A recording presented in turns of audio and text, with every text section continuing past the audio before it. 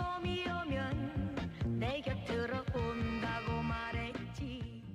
올해부터 수도권에서는 생활 폐기물 직매립이 금지됐습니다. 그래가 쓰레기를 그냥 땅에 묻는 게 아니라 재활용, 소각 후에 남은 잔여물, 재만 매립할 수 있게 됐습니다. 부산은 2030년부터 이 제도가 시행되는데 소각시설이 부족해가 이대로라면 쓰레기 대란이 일날 기다 하는 우려도 있더라고요. 거기다가 부산의 한 곳뿐인 산업폐기물 매립장도 포화까지 5년밖에 안 남아가 산업폐기물까지 처치곤란한 상태가 될 수 있다는 데에 관련 이야기 나눠보겠습니다. 예, 김추종 자원순환시민센터 대표 전화 연결돼 있습니다. 나와 계시죠? 안녕하십니까? 안녕하십니까? 예, 안녕하십니까. 자원순환시민센터 김추종입니다. 예, 올해 수도권에서 생활 폐기물 직매립 금지가 시작됐습니다. 부산이 2030년부터 제도가 시행된다고 하는데 지금 준비 상황이 어느 정도인지요? 예, 부산에는 매립장이 생곡에 있는데요. 이 생곡의 주민들을 집단 이주를 시키고 난 다음에 부산시 자원재활용센터라고 있습니다. 재활용을 하는 이것들을 주민으로부터 부산시가 이제 운영을 인수를 해가지고 재활용을 좀 잘 하려고 확대하려고 계획을 하고 있었고, 또 하나 방금 말씀드린 대로 소각이 또 중심이기 때문에 이게 주민들이 떠나고 난 부지에다가 하루에 800톤 처리 규모의 신규 소각장 건설을 추진했습니다. 이름이 자원순환 복합타운인데요. 네. 그래서 2024년 12월까지 타당성 조사 및 기본계획 수립을 환경부에 제출을 했고, 작년에 이제 기본계획 수립 용역이 진행이 됐었는데 상황이 좀 여의치 않아서 현재는 그 용역이 중단돼 있는 상태로 보시면 될 것 같습니다. 예, 이 생활 폐기물은 비수도권의 경우 2030년부터 재활용하거나 소각 후에 재만 매립이 가능합니다. 현재 추세라면 생활 폐기물 발생량이 소각 가능한 최대치를 넘어섰다고 하더라고요. 어떻습니까?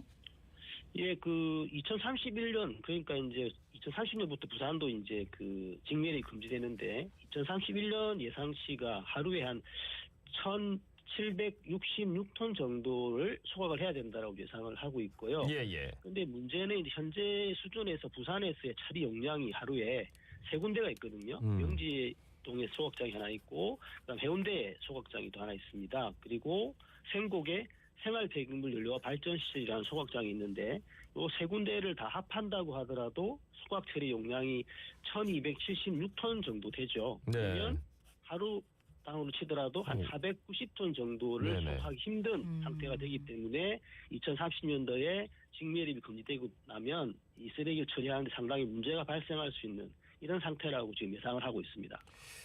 앞서 말씀하신 게 이제 자원수단 복합 타워, 이게 이제 새로운 소각장을 만들기 위한 과정인데 지금 9년째 착공을 못 하고 있습니다. 그리고 지금 중단됐다고 말씀하셔가지고 결국 주민들이 강하게 좀 반대하고 있기 때문이라고 들었는데요. 상황이 어떻습니까? 예, 그래서 이게 이전부터 국비하고 시비를 합해서 4,957억 원을 들여가지고 이제 새로운 소각장을 만드는 걸 추진을 했었는데요. 네네.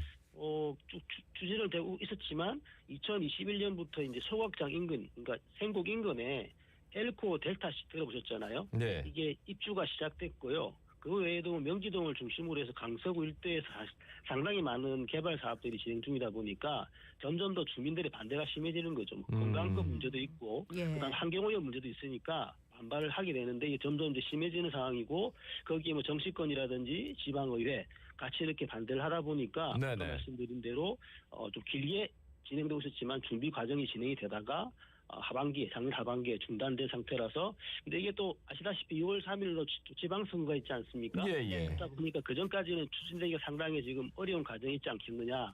그리고 이제 선거가 끝나고 나서 어떻게 될 것인가가 좀 주민들과 시와의 소통을 통해서 좀 정리가 될 좀 그런 상황에 있는 상황입니다. 근데 주위에 계속 개발이 되면서 주민들은 더 늘어날 것 같은데.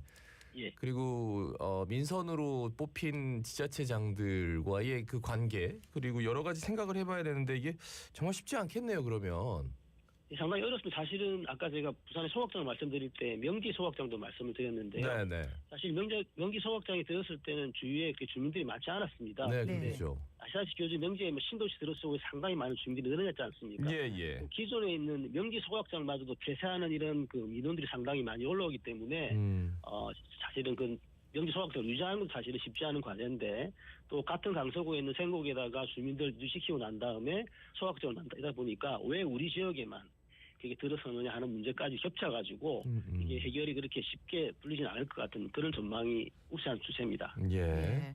그러면 2030년 이후에도 대책이 마련되지 않는다면 어떤 문제가 발생할 수 있을까요? 예, 주민들이 가장 느낄 수 있는 건 첫 번째로 쓰레기 처리가 잘 안 되니까 예. 쓰레기 처리가 지연이 되겠죠. 그럼 주위에 쓰레기가 쌓이는 현상이 발생할 수도 있습니다. 실제로.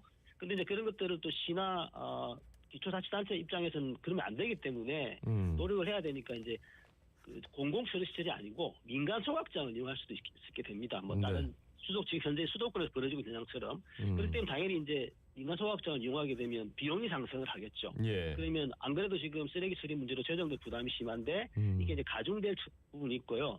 그리고 민간 소각장에 대한 사실은 주로 산업 폐기물을 처리를 하는 곳이거든요. 근데 이것들이 생활 폐기물이 넘어가게 되면 산업 폐기물을 처리하는데도 차질이 연쇄적으로 발생할 수가 있습니다.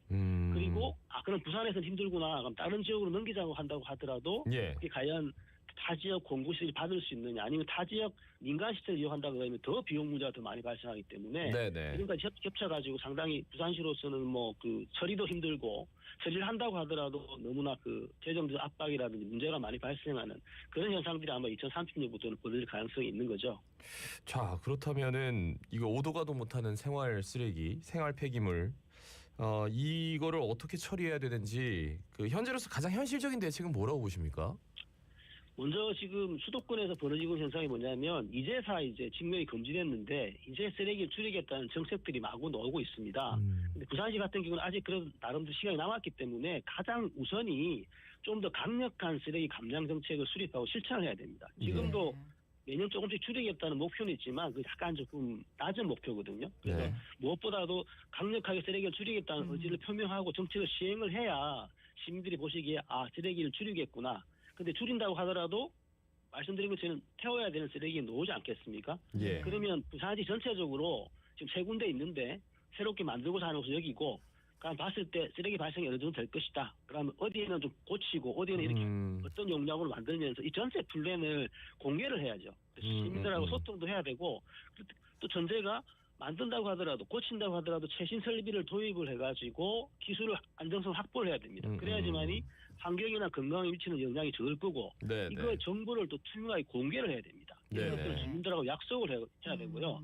그리고 난 다음에 이걸 감시하고 살필 수 있는 체계를 만들어주는 게 필요하고 네. 그렇다고 하더라도 주민들이 불안할 수밖에 없고 불이 예상이 되기 때문에 좀 충분한 주민 보상이나 지원을 마련해야 됩니다. 이거는 법적으로도 보장된 거기 때문에 이런 전제를 가지고 주민들과 소통을 해서 필요한 시설을 만들고 쓰레기 줄이는 이 투태력으로 가야지만이 근본적인 해결책이 되고 가장 현실적인 대책이 되지 않을까 저는 그렇게 판단하고 있습니다. 사실 지금 김추영 대표님 가끔 연결하는데 연결할 때는 이 쓰레기 문제 진짜 심각하구나, 갈 데가 없구나 이 생각 하거든요. 근데 예. 막상 이제 끝나고 나면 또 금방 잊어버린단 말이죠. 근데 이제 관에서 나서서 쓰레기를 이렇게 줄여야 된다라는 예. 캠페인을 동시에 얘기하면서 왜 줄여야 되느냐? 지금 생활 폐기물이 갈 곳이 없다. 그러면 생활 폐기물 갈 곳 없는데 진짜 쓰레기를 줄였는데도 이렇게 결과물이 남았다. 그러면 소각 시설을 만들어야 되는데 한번 맞대보자. 그렇게 한다면 조금 더 소통이 되고 공감할 수 있는 여지도 좀 커질 것 같긴 하네요. 그죠? 예, 방금 말씀하신 아주 정확한 지적이라고 할 수 있습니다. 예. 그래요? 그런데 거기다가 지금 산업 폐기물의 경우도 매립장 포화가 5년 안에 현실화될 수 있다는 우려가 나오는데요. 이러면 산업 폐기물 문제도 닥칠 수 있지요. 예, 맞습니다. 지금 우리 부산에는 강서구에 좀 유일한 산업 폐기물 매립장이 있는데 이게 잔여 용량이 한 23% 정도라고 하더라고요. 그러니까 방금 말씀하신 대로 5년 정도 되면 포화 상태가 되고 이제 불가능해지는 거죠. 그러면 이제 다른 지역으로 이제 가야 되는데 네. 문제는 이제 그렇게 간다고 하더라도 특히 다른 지역으로 가야 되면 비용이 증가할 수밖에 없고 그럼 부산시에 만들어야 되는데 부산시 이게 어디에 만들 것인가에 대한 부분들이 지금 잘 정리가 안 되고 있어가지고 그렇게 되면 이제 부산시 같은 경우 산업이 위축되겠죠. 그래서 이게 지역 기업인들이 부산의 기업인들이 벌써 2021년도에 네네. 산업 폐기물 매립장을 신설을 해야 된다라는 촉구 탄원서를 제출을 했고요. 네네. 이 과정이 진행 중에 있는데 상황이 여의치 않는 좀 이런 상태에 와 있습니다. 그러니까 기장군에 추진되는 이 대규모 산업 폐기물 매립장의 사업 계획 허가 만료일이 당장 오는 16일입니다. 그러니까 지금 이제 새 매립장도 주민들의 반대에 부딪혀서 착공을 못 하고 있는데 이 상황도 좀 짚어주시죠. 예, 방금 말씀드린 대로 그렇게 상황이 되다 보니까 이제 만들어야 된다 탄원서가 제출됐고 그래서 이제 2023년 6월 달이죠. 기장군 장안읍에 이게 민간 기장에서 산업폐기물 매립장을 만드는 허가를 받았는데 기장군청도 그렇고 주민들의 반대가 자꾸 있다 보니까 착공을 못한 거죠. 허가를 받았는데. 그러다 보니까 기간은 좀 흘러갔고 이 이제 허가 기간 만료가 16일 된 겁니다. 그럼 이건 이제 사업 기간 연장 신청을 하면 2년 동안 허가를 연장할 수가 있는데 네네. 이게 신청을 안 해서 허가가 만료됐다.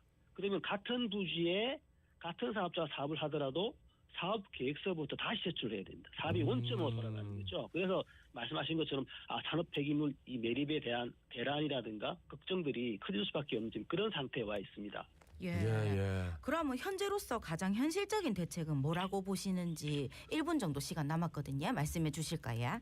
예, 기장군민들 많이 반대하시는 걸 알고 있는데 현재 이 기존 지금 허가를 받은 곳이 연장이 안 되면 새로운 곳 추진해야 되는데 대상지가 3군데 정도 있거든요. 근데 이걸 합쳐봐야 용량이 너무 적습니다. 그럼 가장 현실적으로는 현재 허가받은 지역의 주민들과 소통을 잘해서 이게 정말 안전하게 처리될 수 있다. 그리고 주민들한테는 어떤 보상이 갈 수 있다는 부분들을 잘 파악을 해가지고 소통을 해서 좀 정리를 해서 기존에 지금 추진하고 있는 기장 장업의 산업 폐기물 만드는 게 가장 현실적인 아닐 거고 좀 그렇게 추진을 할 건데 전제는 다시 말씀드리지만 국민들과의 충분한 소통을 통해서 지원책을 마련하는 것들이 우선돼야 될 것이라고 보입니다. 예, 충분한 소통 그 무엇보다 중요할 때입니다. 말씀 잘 들었습니다. 고맙습니다. 고맙습니다. 네, 고맙습니다. 예, 김추종 자원순환시민센터 대표였습니다.